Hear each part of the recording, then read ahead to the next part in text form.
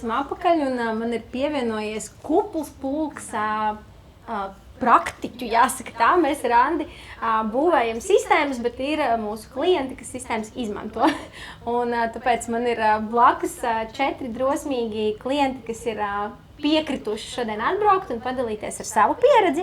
Tātad man blakus ir Iveta Gūtmana, kas ir Latvijas Valsts mežu finanšu uzskaits attīstības vadītāja, tad Toms Krīlovs, Kraso IT vadītājs, valdes loceklis un iepirkuma grupas IT vadītājs un valdes loceklis, Dzinters Vērenieks no Kuldīgas novada pašvaldības IT speciālists un Iveta Baltiņa, Latvijas Loto projektu vadītāja. Tāds raips pulks, un man prieks, ka netipisks mēs šeit nav grāmatvežu panelis, un tas, man liekas, arī ļoti labi raksturo e-rēķinus, tāpēc, ka tas iet kaut kur ārpus jau grāmatvedības loku un plašumiem. Sāksim ar tādu nelielu apli, ar iepazīšanos. Pastāstiet nedaudz par to savu lomu, līdzinējo pieredzi ar e-rēķiniem, kāda ir jūsu organizācija un kur jūs šobrīd organizācijā esat ar e-rēķinu ieviešanu? Tātad Latvijas Valsts meži pamatnodarbošanās ir mežsaimniecība, meža apsaimniekošana, un mana loma ir būt par grāmatvedības uzskaites datu uzturētāju un attīstīt šo grāmatvedības uzskaites uzturēšanu. Un kur mēs šobrīd esam? 85% izējošo rēķinu šobrīd mēs izsūtam mūsu klientiem, un no šī gada mēs arī esam uzrunājuši mūsu pakalpojumu sniedzējus, esam lūguši klientiem arī mums sūtīt e-rēķinus, un šobrīd mēs apmēram saņemam 13% no visiem e-rēķiniem, no visiem rēķiniem 13% mēs saņemam kā e-rēķinus un varam sākt automatizēt procesus un viņus apstrādāt. Ar ko mēs esam atšķirīgi? Mēs neesam valsts pārvaldes iestāde, mēs esam kā jebkurš uzņēmums.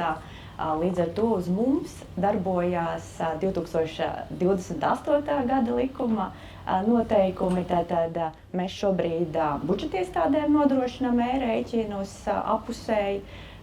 Savukārt uzņēmumiem mums būs jānodrošina tikai no 2028. gada, bet jau šobrīd mēs esam aktīvi uzsākuši gan sūtīt, gan arī jau izdaram lūgumu, lai saņemtu no uzņēmumiem. Lieliski. Jā, tā kā jau pieteicāt, man ir 2 cepures. Zem pirmās cepures pārstāvot Kraso uzņēmumu grupu. Mēs esam 3 uzņēmumi, ražojam krāsas, tirgojam krāsas un krāsojam krāsas. Tur mums ir liela pieredze ar rēķiniem vēsturiski vēl no tiem laikiem, kad Edisofts un citi risinājumi nodrošināja šo transformāciju no vienā rēķina standarta uz otru, kad programmas nemācēja vienā valodā sarunāties un tam līdzīgi. Uz doto brīdi līdzīgi kā Latvijas Valsts meži, mēs arī jau pakāpeniski gatavojamies, darbojamies, izglītojam klientus, izglītojam darbiniekus, lai būtu gatavi izmantot šīs tehnoloģijas un arī pārskatām arī iekšējos procesus uzņēmumā, lai varētu darboties ar to visu. Jā. Savukārt zem otras cepures iepirkuma grupā, kas ir vairāk zināma kā Veikaltop tīkla zīmola turētājs, pārstāvot šo mācu organizāciju. Tur mēs vēl esam ceļā uz bezpapīra grāmatvedību. Savukārt tie top tīkla zīmola turētāji, viņi jau gadiem izmanto šo EDI pakalpojumu, veicot e-pasūtījumus un pēc tam arī no piegādātājiem saņemot e-rēķinus, kas ir simtiem tūkstošu mēnesī, ko cilvēks vienkārši vairs nevar apstrādāt. Tā kā, paldies. Dzinters no Kuldīgas novada pašvaldības, IT nodaļas, un manā pārziņā ir tehnisko procesu nodrošināšana, un kā viens no šiem procesiem ir arī e-rēķinu aprits nodrošināšana. Es nāku no publiskās pārvaldes iestādes, tas nozīmē, ka mums jau e-rēķinu ir obligāti jau no iepriekšējā gada. Tā kā gadu esam jau to darījuši, jau ir 2. gads. izaicinājumi ir bijuši, bet lielākā daļā ar visu tiekam galā. Viens no tādiem lielākiem izaicinājumiem bija šogad, kad mēs pārcēlāmies no parastas e-adreses lietvedības sistēmām, kur daudz maz manuāli tika apstrādāti. Jāpiemina, ka mums ir gadā apmēram uz 23,5 tūkstošiem rēķinu, kas jāapstrādā. Un šogad mēs grāmatvedības izstrādes programma piedāvāja tādu lielisku iespēju, kad e-adresi var integrēt jau sistēmā, un mēs praktiski to paņēmām un jau ieviesam savā uzskaitē, kas ļoti atvieglo šo darbu, tā kā varu ieteikt. Labdien, mani sauc Iveta, un kā jau man pieteica, es pārstāvu uzņēmumu Latvijas Loto. Mēs esam valsts kapitāla sabiedrība, un mēs nodarbojamies ar to, ka radam, tirgojam cilvēkiem prieku. Un, ko tas nozīmē? Tas nozīmē, ka mēs esam vienīgais uzņēmums Latvijā, kas nodrošina gan skaitļu izlozes, gan momentu loterijas, gan interaktīvās izlozes. Un, ņemot vērā, ka mēs esam tehnoloģiski attīstīts uzņēmums, tad mēs arī ļoti uzņēmumā skatāmies uz dažādiem digitalizācijas procesiem un tieši kā samazināt dokumentu, papīra apriti, un vienlaicīgi arī sasniedzot mūsu klimatneitralitātes mērķus. Un viens no tādiem projektiem, ko mēs pagājušā gadā īstenojām un šobrīd veiksmīgi ieviešam ar saviem sadarbības partneriem, ir e-pavadzīmes. Un, jā, tas ir bijis izaicinošs projekts, un to mēs īstenojam šobrīd, vēl turpinam ar sadarbības partneriem slēgt līgumus un piemērot mūsu sadarbības partneriem, jā, bet tas ir noteikti tā mūsu pieredze saistībā ar e-rēķiniem arī. Lieliski, jā. Es jūtu tādas pieredzes svars telpā noteikti ir, bet tas, kas bieži, man liekas, un ko mēs dzirdam, jautājums ir, ar kaut ko ir jāsāk. Tad varbūt kādus īsu padomu vai kādas darbības, kādu sagatavošanos jūs veicāt, kā jūs plānojāt, tad, kad jūs sākāt to procesu? Kuram kāds uzreiz ideja galvā ir? Es varu padalīties, kā mēs sākām. Tad 2024. gadā mēs sākām ar to, ka mēs uzņēmumā sanācām kopā grāmatvedība, biznesa virziena pārstāvji, juristi, IT daļā, izveidojām darba grupu, kuras nosaukums bija e-rēķinu ieviešana uzņēmumā. Un tad mēs ķērāmies klāt, mēs gājām pa punktiem cauri, kas mums ir jāizdara, lai mēs varētu 1. janvārī 25. gadā iestartēt uzņēmumā ar e-rēķiniem, gan izsūtot, gan arī saņemot. Un, no darbiem bija gan likumi bija jāapskatās, kas mums ir obligātās prasības, ko mēs varam papildus izpildīt.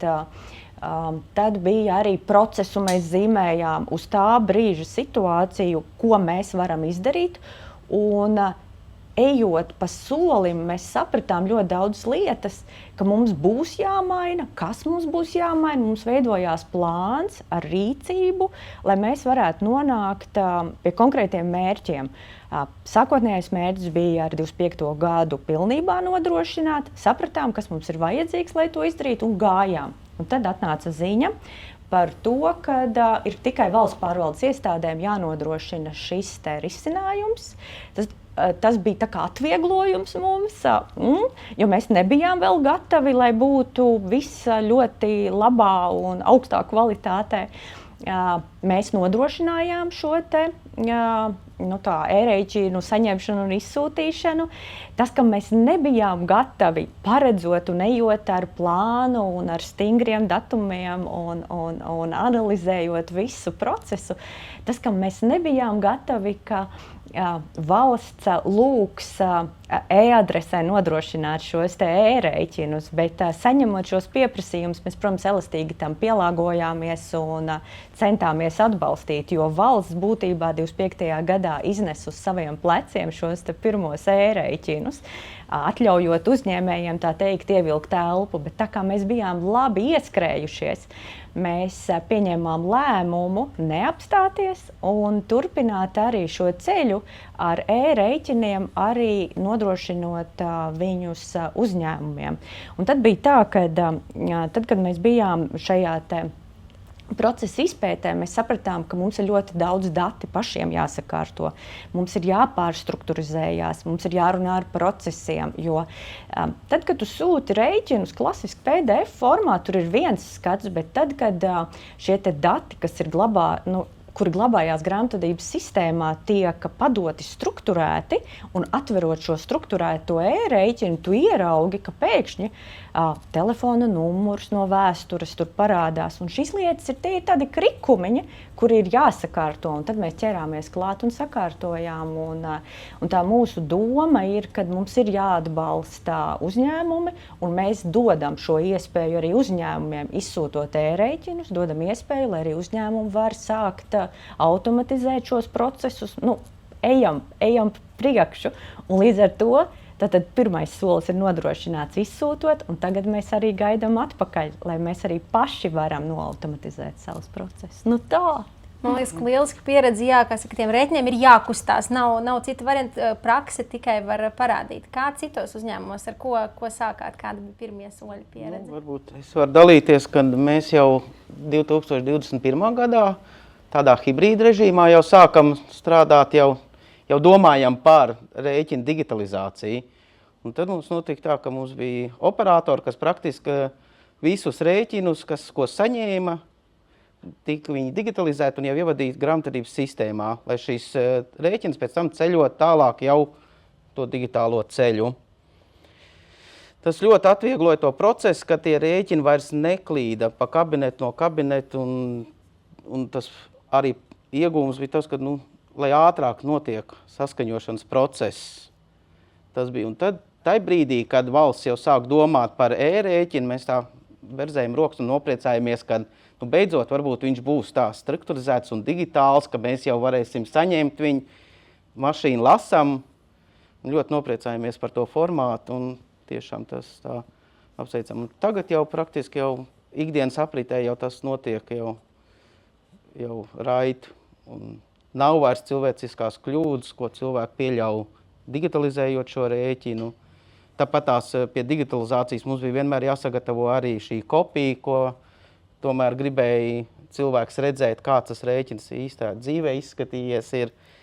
Tā kā, ļoti daudz atkrīt, un tiešām tas mums kā publiskai pārvaldes iestādē mums ir ļoti plašs arī saskaņošanas cikls tam rēķinam, lai viņš nonāk līdz apmaksai. Un tiešām tad, kad viņš ir digitāls, tas process virzījās ļoti ātrāk caur tiem kabinetiem, tā sakot. Digitālajiem kabinetiem. Jā.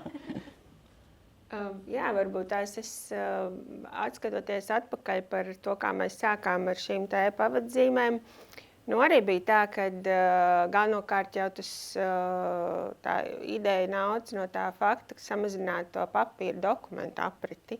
Un tad tas bija kaut kur 23. gada nogale, kad mēs sākām par to domāt.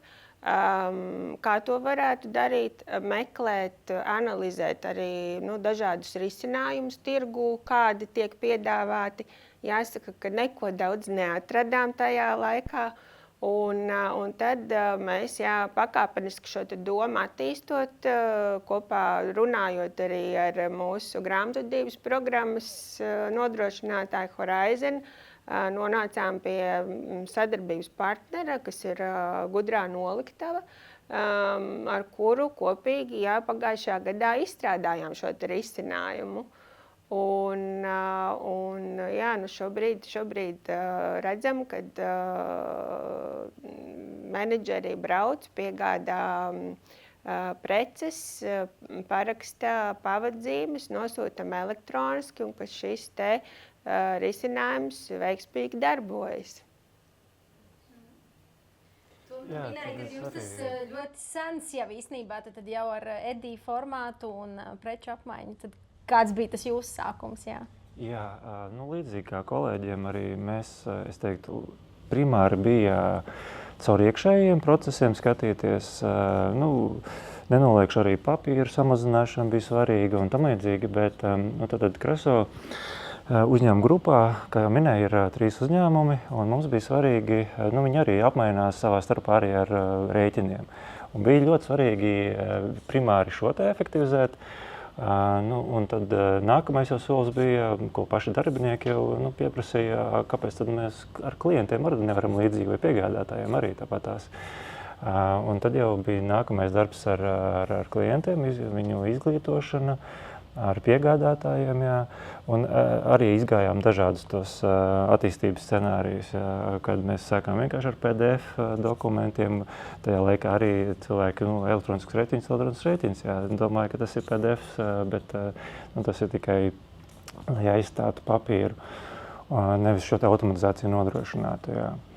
Un izgājām arī šo te EDI visu ceļu, dažādām integrācijām, tām transformācijām, lai varētu, tagad jau ir PayPal formāts pieejams, tāds standarts, jā, bet, teiksim, es varu padalīties ar pieredzi, par cik mums ir krāsu ražotāji, piegādātāji no Eiropas, jā. Diemžēl tā situācija nav pozitīva, jo esam runājuši tur no Itālijas, Vācijas, citiem piegādātājiem, viņi par tādu PayPal vispār neko nav dzirdējuši, lai gan tas jau ir Eiropas Savienības standarts jau cik gadus. Tā kā ir izaicinājumi. Eiropa vēl ir priekšā, bet tas ir forši, kad runājat un dzirdat, jo mēs dzirdam arī labos piemērus, kura apmainās jau var, bet, protams, jā, tas ir no valsts uz valsti, kur tas PayPal ir vēsturiski bijis vairāk pieņems vai nē. Droši vien tādā, jūs tomēr visi pārstāvat celšaši liels uzņēmums, tad mēs sakam, mums vajag darba grupu vai kādu, droši vien kādam mazākam uzņēmumam, tomēr jāapsēžās un ar sevīm jāparunā, par to, ko tad es īsti daru, bet tas, ko es dzirdu, man liekas, vairāk nevis minēju, kad satiekās šīs dažādās lomas, un es izmantošu iespēju, Dzintar, ka mums ir IT cilvēki atbraukuši, kāda bija tā jūsu pieredze? Parasti IT un grāmatvedība runā ļoti dažādās valodās, un kāda bija tā jūsu pieredze, palīdzējāt, skaidrojāt varbūt kaut kādas tehniskākas lietas grāmatvedībai vai otrādā, kā jūs veidojāt to sadarbību? Jo izklausās, ka viņi ir cieša. Jā, tas jau ir no laika sākuma jau iegājies tāds posms, kad tomēr IT un grāmatvedība kaut kā diezgan sinhroni strādā, jo, ja nemaldos, tas arī viens no pirmajiem vispār procesiem, kas vispār datorizācijā bija tieši grāmatvedības process. Automatizācija un digitalizācija. Un sākot par šo e-rēķinu izstrādi, tur arī bija tas, kad mēs kā IT darbinieki mēģinājām kliedēt tos mītus grāmatvežiem par to, ka viņi vairs neko neredzēs, kāds tas rēķins izskatās, tur ir kaut kādi strukturizēti dati, kas tie tādi ir. Mēs to mēģinājām viņiem kliedēt šīs bažas un arī kā viņi saņems to, kā ienāks, kur. Tas bija tāds. Mums pašiem arī tas bija tā kā izaicinājums. Bet, esam tur, ko ir. Vispār esam priecīgi par to, ko esam paveikuši un redzam tos augļus tam procesam. Jo tiešām tas process ir jau dzīvo savu plūsmu. Labi. Tas, man liekas, ir lieliski, kad ir tie IT kolēģi, ar kuriem izdodas runāt vienā valodā un sadarboties tādas jātur zelta vērtē. Tā kā paskatāmies, kur mūsu uzņēmumos ir tie IT kolēģi, jo viņi tiešām var palīdzēt tajā, jo šis vairs nav tikai grāmatvedības process, šis tiešām ir arī tāds sistēmisks un ar informāciju tehnoloģijām sasaistīts process. Es klausos un dzirdu ļoti bieži jautājums ir, uz tiem e-rēķiniem mēs skatāmies kā likumdošanas prasība, vai tā tomēr ir iespēja kaut ko automatizēt. Es tajos jūsu stāstos dzirdu daudz šo no papīra atteicāmies, digitalizējamies, tad tomēr vairāk slēdzamies uz to automatizāciju jau tur, kur jūs šobrīd esat. Ja ir tā sajūta, ka nav likumdošanas prasība, tāpēc daram. Es varētu papildināt to un teikt, ka tiešām tas... Jāsaka, paldies, ka tomēr mums kā obligātā norma, jo ieviešot šo procesu tiešām redzam, ka Un paldies, kad arī tas formāts tika izvēlēts tāds, kas jau ir tāds starptautisks atzīts, ka nav mums pašai Latvijai savs formāts, ka mēs tomēr, es ceru, ka tas nākotnē arī uzņēmējiem palīdzēs veikt savus tirzniecības Eiropas ietvaros jau izmantojot šo konkrēto formātu. Tas nozīmē, ka mēs neesam vienīgie, kas to pie kā būtu jāturās. Es varu padalīties arī par Kraso pieredzi. Kraso uzņēmums jau izsens ir bijis inovatīvs ne tikai arī caur tiem produktiem, ko piedāvā un pakalpojumiem saviem klientiem, bet arī iekšējos procesos. Un šajā uzņēmumā IT sen vairs nav kā atbalsta funkcija, bet kā dzinēja spēks. Un arī starp arī grāmatvedību un citiem personāla vadība, jā, tā kā, es domāju, arī tā ir tā nākotne uz uzņēmumiem, kā jāskatās, jā. Un tā panākuma atslēgas tagad, jā. Jā, tas palīdz atrast, pastīties tālāk kā tikai likuma pantu, kurā ir uzrakstīts, ka man kā grāmatvedim ir jārīkojas šādi, bet IT var palīdzēt atrast to jēgu, jā, šim visam un ieguvums droši vien labāks vārds. Jā, un mūsu pieredze noteikti drīzāk ir šī automatizācija, digitalizācija un likumdošanas prasības, bet pastarpināti pēc tam. Bet tas droši vien bija tas pirmais solis, kāpēc un kā mēs sākām skatīties uz šo elektronisko pavadzījumu jautājumu. Jāsaka, ka ne bez izaicinājumiem, un mēs redzam arī no sadarbības partneriem, ka šobrīd ir tāda neizpratne par to, kas ir e-rēķins, kas ir e-pavadzīme, vai tie var būt, vai tas ir viens dokuments, vai tie ir divi dokumenti. Es domāju, ka tur droši vien vēl būs kaut kāds skaidrojošais darbs vajadzīgs šajā jautājumā. Bet varbūt praktiski pieķersimies, jo šis ir tas, ko, man liekas, gan piesakoties mums jautāja, gan es te redzu, ka paralēli iet tas preču piegādes jautājums ir tāds ļoti karsts kartupels, tā teikt. Tad varbūt praktiski pasakot, kāds tad ir tas jūsu, tā preču piegādes dokuments ir tās e-rēķins, vai tur ir vēl kaut kāds dokuments, kā tas darbojas tajā jūsu risinājumā, varbūt kādu iedvesmu arī tajā virzienā doties, ka šis ir labs variants? Jāsaka tā, ka, ja mēs skatāmies uz to kopējo procesu, tad mums ir izstrādāta aplikācija, kurā menedžeris pieņem šīs izrakstītās pavadzīmes. Viņš aizbrauc pie sadarbības partnera.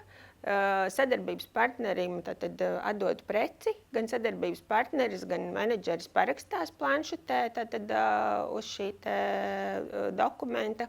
Un tajā pašā brīdī viņš tiek apzīmogots ar kvalificēto e-zīmogu, tādā ziņā apliecinot, kad šīs preces tajā brīdī, tajā mirklī ir nodotas. Un rezultātā, tad, kad šis process ir noticis, tad tiek nosūtīti, nosauksim, 2 faili. Viens ir PEPL formāta, tātad dokuments, kas ir šis e-rēķins, un otrs ir šī PDF pavadzīme, kura ir apzīmogota ar šo kvalificēto e-zīmogu. Tad šie abi 2 faili tiek nosūtīti sadarbības partnerim. Jā. Jā, un īstenībā Andis iepriekš stāstīja par šiem parakstiem, un XML-us nevajag parakstīt, tad principā, ja sūtam e-pastā, droši vien var sūtīt blakus, un ilgtermiņā ejot uz kādiem automatizētiem kanāliem, tad šādu parakstītu PDF, un īstenībā šajā gadījumā viņš pat nav parakstīts, viņš ir apzīmogots, nevis parakstīts, tad to gan var ielikt iekšā un nodot līdzi kā šo preču piegādes, jo tas ir liels sajukums šobrīd, jo mums tas preču piegādes dokuments ir bijis viens papīrs, kur mēs parakstam, aiznesam uz grāmatvedību, visu ar viņu izdaram.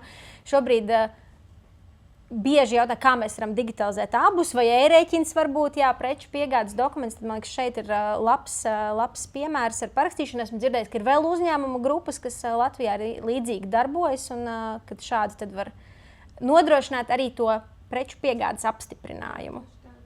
Jā. droši vien mēs tā saldi diezgan stāstam, ka viss ir skaisti un automatizējis. Un droši vien tas viens secinājums mums bieži ir jāstāsta uz ilgtermiņu un īstermiņu. Un man gribētos teikt, ka tie visi kolēģi, kas man blakus sēž, jūs esat nonākuši kaut kur bišķi tajā ilgtermiņa sajūtā. Un man liekas, ka tas ir tas, ko ir vērts atcerēties, kad darot, pētot un ejot uz priekšu, tā situācija paliek labāka un iegūmi tur ir iespējami. Bet tas sākuma ceļš, jūs ik laikam minēt, ir savi izaicinājumi, ir savi grubuļi, kas ir jāpārvar. Saistībā ar e-rēķiniem, man liekas, šī ir ļoti liela grāmatvedības izmaiņa. Es kādreiz minu piemērus, ka mēs no skaitīkļiem pārgājām uz datoriem, tad man liekas, ka šī ir diezgan pielīdzināma pārmaiņas izmērs, kā var teikt, paradigmas maiņa grāmatvedībā. Un tad ir jautājums, kas tagad ar to grāmatvedi, kas ar grāmatveža lomu? Pirmā sajūta parasti visiem ir daudz vairāk darba. Šitas viss ir sarežģīti, varbūt tas ir īstermiņā, droši vien tā ir. Kas tad ilgtermiņā, kas būs grāmatvedis, kad mēs šo būsim izdarījuši? Grāmatvedis bija, ir un būs.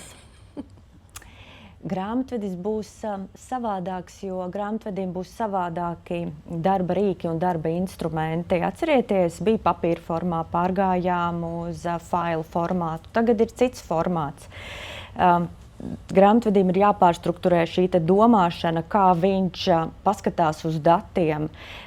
Tas, kas grāmatvedim ar e-rēķiniem ir ārkārtīgi liels ieguvums, nav dubultā jāpārvada otra grāmatveža vai pārdošanas vadītāju speciālisti sagatavotie dokumenti. Šie dati ienāk mūsu sistēmā. Tas, kas ir jāizdomā grāmatvedim, kā grāmatvedis nokodēs šos saņemtos datus tā, lai šie dati pareizi sakristu konkrētā uzņēmuma, biznesa vajadzībām, peļņas zaudējuma aprēķinu vajadzībām pareizajās vietās. Un tur ir šobrīd vislielākais izaicinājums, plus ir izaicinājums, kā šo ienākošo plūsmu maksimāli saņemt kvalitatīvu, kā datu kļūdas ātrāk nokomunicēt ar klientu, pašiem pie sevis tālāk, un kā tālāk šos saņemtos datus arī padot uz izmaksu atzīšanas procesu, uz saskaņošanu, tālāk uz grāmatošanu un pēc tam jau secīgi, lai varētu klientiem veikt šo te apmaksu. Šobrīd ir ļoti izaicinošs laiks, viešot iekšā šos te e-rēķinus, jo tas ir papildus klāt pamatpienākumiem, jo tev jau pamata darbs nav apstājies, tev ir jādara tas. Papildus ir arī jāmācās strādāt ar šiem e-rēķiniem. Un ir jāpārmācās gan sistēmu lietot, gan skatīties vairāk uz sistēmas datiem. Cilvēkiem vispār ir grūti kaut ko mācīties no jauna, pārņemt kaut ko, bet tad, kad ieskrienās, tad jau ir prieks un ir lepnums, un ja vēl tās lietas sanāk un izdodās, tad vispār ir brīnišķīgi. Bet šobrīd tas ir ļoti, ļoti, ļoti izaicinoši. Nav viegli.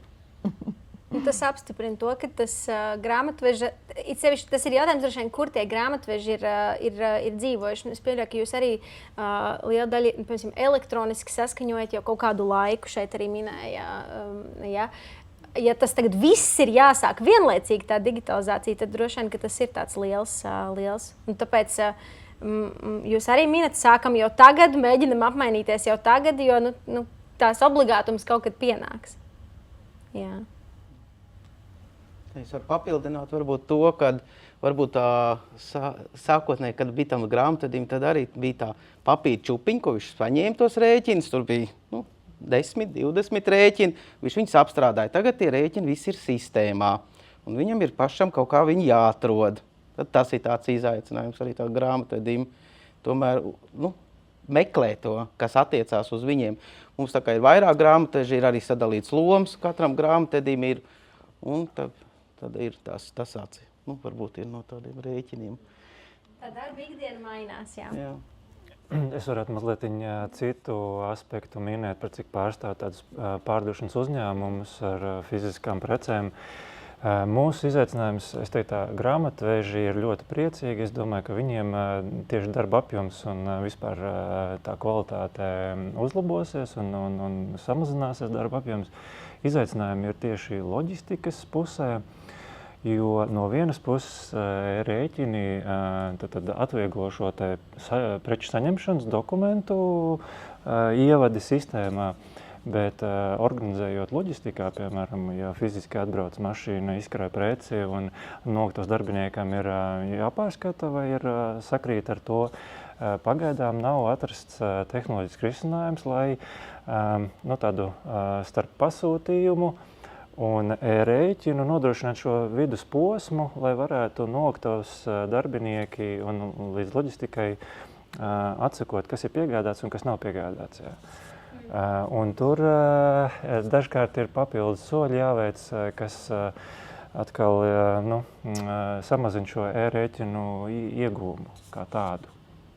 Jā, tas man liekas, ka izskan daudz kur un skaļi, kad gadījumos, kur ir preču piegāde, tur šobrīd ir vislielākais apjukums ar to, kā tad ar šiem dokumentiem darboties. Pie pakalpojumu rēķiniem tas process spēj iekustēties ātrāk un veiksmīgāk. Un daudz, man liekas, gan pie pakalpojumu sniegšanas, gan pie precēm, atslēga ir arī tas, ka šeit nav jūs kā viens uzņēmums, nevarat neko izdarīt. Te minēju, sazinamies ar sadarbības partneriem, risinam, prasam sadarbības partneriem, lai mums sūta e-rēķinus, sūtam viņiem, lai viņi var pamēģināt, kā tas izskatās. Vai ir sajūta, ka mainās arī tas, kā tiek komunicēts un par ko tiek runāts ar sadarbības partneriem? Ik pa laikam mums arī jautājumos parādījās, man sadarbības partneris prasa šitā, vai tas var būt kaut kāds jau nosacījums sadarbībai, kad mēs darbojamies šādi un vēsturiski droši vien ir kaut kāda elektroniska formāta bijuši lieliem spēlētājiem tirgu. Kā šīs attiecības, komunikācija, kāda ir tā nākotne, varbūt ir arī kaut kāda pieredze, kur ir tāda labā pieredze, mēs ar sadarbības partneriem darām šādi. Es domāju, ka pie jebkuriem jautājumiem un mūsu pieredze tāda bija, sēžamies pie viena galda un runājam. Un es jau te aizkulisēs minēju par šo te strukturēto PayPal rēķinu, kurā nav ietverts GLN numurs, kas ir ļoti svarīgs vienam no mūsu sadarbības partneriem. Un, lai mēs šo te problēmu varētu risināt un ar risinājumu iet uz priekšu, sēdāmies pie viena galda, runājām, meklējām risinājumus. Šobrīd pagaidu risinājumu esam atraduši. Tā kā es teiktu, noteikti ir vajadzīgas šīs sarunas, jo visiem tas ir kaut kas jauns un katram ir savas sistēmas, savi jautājumi, bet visi jautājumi ir izcināmi. Vēl kādas pieredzes ar sadarbības partneriem? Es varētu minēt to, ka sadarbības partneriem mēģinām vienoties, kā. Šis gads mums bija tāds jauns izaicinājums, jo mums ir vīda prasība e-rēķinu nosūtīt arī kopiju viņiem. Tāpēc mēs šogad vairāk fokusējamies uz to, ka mēs jau ar partneriem jau mēģinam atrast šo elektronisko kanālu, vienoties par to, kā mēs viņiem izsūtīt. Jo, kā zinām, tad uz e-adresi sūtot e-rēķinus jau viņi automātiski atspoguļās vidam. Un, lai nebūtu šis manuālais pārvadīšanas darbs, mēģinam primāri pierunāt sadarbības partneri izmantot šo. Jautājumos tiek minēts, un kā ar tiem 1000 tiek galā. Ar katru droši vien nevar parunāt, ar katru nevar sazināties. Tur vienmēr ir jautājums, droši vien, mēs arī minējam, katrs ar katru varam vienoties, protams, ka varam virzīties arī uz kaut kādu skaidrāku sistēmu kopumā, ka varbūt ar katru mums nevajag aprunāties, bet es domāju, ka tas neatcels to, ka savā starpā ir jārunā. Man liekas, ka ļoti labs piemērs minējāt. Un droši vien par to, kā valstiski veidot sistēmu, to mēs atstāsim nākamās diskusijas dalībniekiem parunāt un šobrīd meklēt risinājumus un sazināties un komunicēt. Tad darba grupiņa ne tikai iekšienē, bet arī sadarbības partneris aicināts. Es varbūt tās papildināt varētu, atskatoties uz to mūsu pieredzi, kad svarīgi ir tā sākotnējā komunikācija, jo pagājušā gadā, kad mēs sākām domāt par šo te projektu un ideju un kā to realizēt, mēs arī proaktīvi informējām savus sadarbības partnerus, ka mēs strādājam pie tāda risinājuma. kur rezultātā, ko mēs plānojam izdarīt un pie kā nonākt. Lai nav tā, ka jūs esat izstrādājuši risinājumu, jūs tagad viņu gribat ieviest, un tad tikai jūs saviem sadarbības partneriem par to dodat ziņu. Tā kā, droši vien proaktīvi jau laicīgi informēt par saviem plāniem un mērķiem, un tad tas noteikti noved pie labāka rezultāta. Tu minēji, kad prasat sadarbības partneriem, lūdzat ērēķinu sūtat un tā tālāk. Tas ir tāds vēsturisks komunikācijas, ka jums jau ir iegājies, ka jūs komunicējat ar partneriem, vai tas tagad ērēķini to vēl vairāk pagrūda? Tā kā kāda ir tā jūsu?